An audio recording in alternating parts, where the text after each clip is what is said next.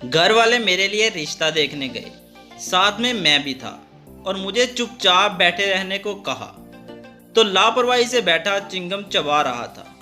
लड़की के बाप को यह हरकत नागवार गुजरी। पूछा, ये क्या हरकत कर रहे हो, क्यों चबाते हो ये चिंगम?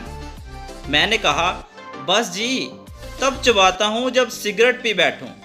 लड़की के बाप ने पूछा, तुम सिगरेट भी पीते हो? मैंने कहा, बस जी, जब शराब पी बैठूं तब ही सिगरेट पीता हूँ। तुम शराब भी पीते हो? लड़की के बाप ने सवाल किया। मैंने जवाब दिया, जी, बस उसी दिन पीता हूँ जिस दिन जुआ हार कर आऊँ। लड़की के बाप ने पूछा, तुम जुआ भी खेलते हो? मैंने कहा, बस जी, जब से जेल से आया हूँ तब से ये आदत पड़ी है। लड़की के बाप ने हैरत से कहा, तुम जेल से भी हो चुके हो? मैंने कहा, बस जी, वो एक कत्ल हो गया था मुझसे। लड़की के बाप ने हैरत से पूछा, तो तुम कातिल भी हो, क्यों कत्ल किया था?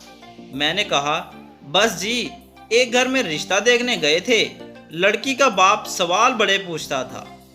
लड़की के बाप ने कहा, तो आप मुंह मीठा कीजिए, मुझे ये रिश्ता मंजूर है।